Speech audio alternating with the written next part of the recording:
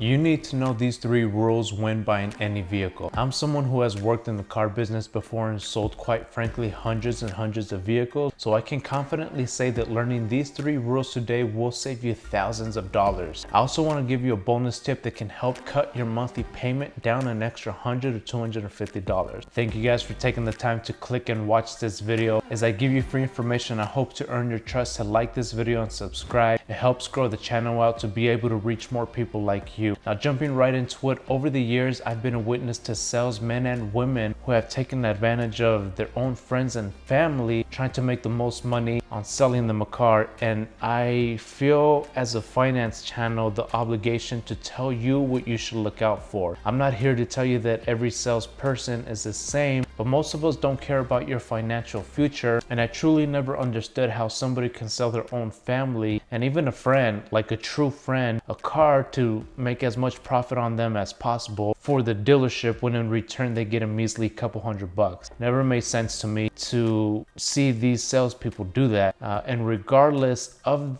what they tell you, these are some of the things that you need to be cautious for. The number one thing I need you to understand at all points of your buying process is that every dealership is like any other business. They need to make money. It's 100% their job to make as much profit as possible when trying to sell you a car, but unfortunately they have a bad rep of lying to customers just to get a sale, which in return you, the customer, will pay for it. So don't get upset when you walk into a dealership and somebody tries to make as much money as possible on you, and definitely don't get intimidated, because what you need to do is take control of the situation, and that's going to be your best bet. And the way that you do that is by following rule number 2. So rule number 2 is understanding what you need versus what you want, and that's something that you need to know before even leaving the house. Understanding this will give you a clear idea of what your budget is. As a budgeting finance channel, I need you to get a clear idea of what your budget is and what you cannot really spend over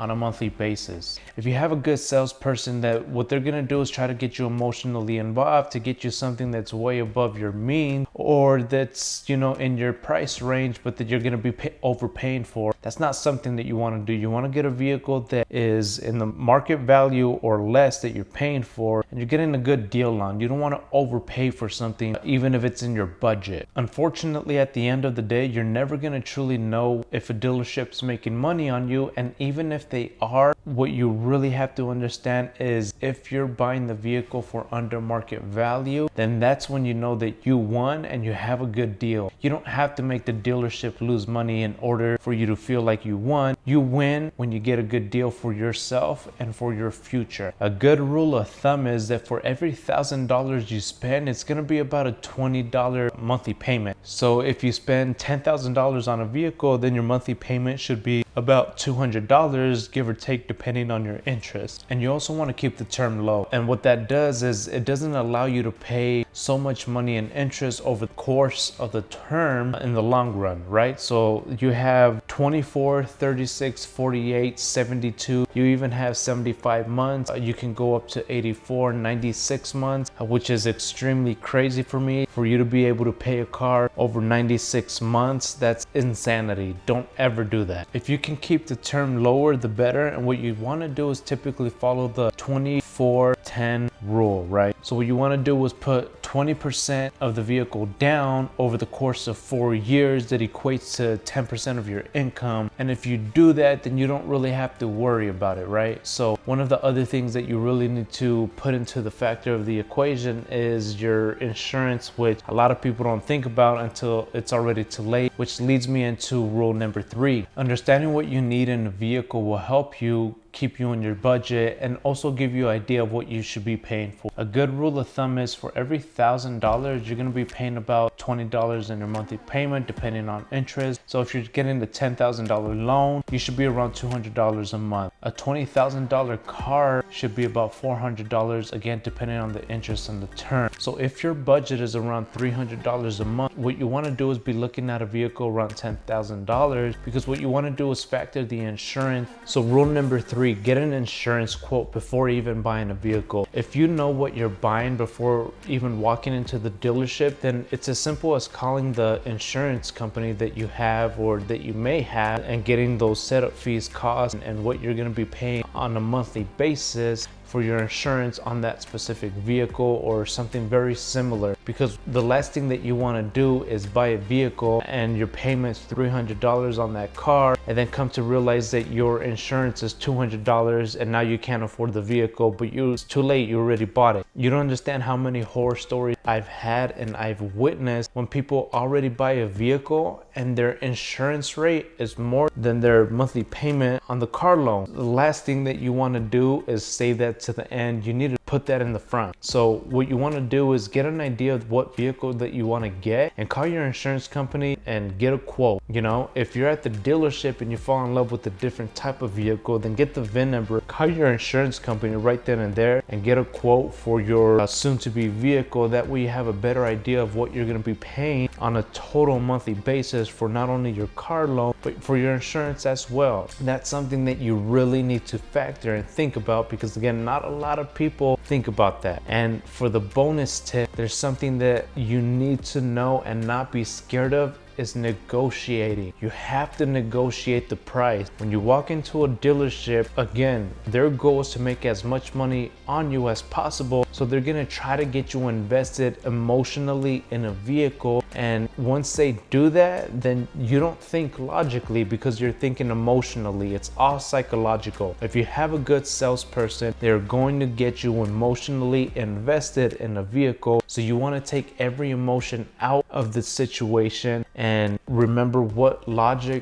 is logical for you and for your future financially. Okay, so if you find yourself in a position to where you have to negotiate, then negotiate. Be smart about it. Have an idea of what vehicle you're buying and what the market value is on that vehicle, and don't be ashamed. If you have to sit there and look up market value for that specific vehicle, then you need to do it. Okay, because at the end of the day, you're the one who's going to be paying the monthly payment, and you're the one who needs to know if you're getting a good deal. So do your own due diligence and your own research, and don't let the dealership give you that information, because they will, and they will try to give you that information, and they will give you misleading information for you to be able to make that decision. Again, I've been in these situations, and I need you to understand and listen to what I'm saying. So when you buy a vehicle and you're in that stage of negotiation, they're gonna start adding a bunch of fees. I might make another video of what that fees are. Those dealer added accessories, you don't have to pay for them. Negotiate those out of the deal. That way you don't have to pay money in the long run. Okay, I had a situation where I had my cousin go buy a vehicle and he didn't even tell me until the deal was already done. Luckily, he didn't sign any of the paperwork, but when I went in, I had to beg him. I told him, I was like, hey, look, let's go in, let me talk them down a little bit, I know what I'm doing. And I went in and I took $4,000 off of that asking price, which saved him like 60 or 80 bucks a month. And he was surprised because he thought that he had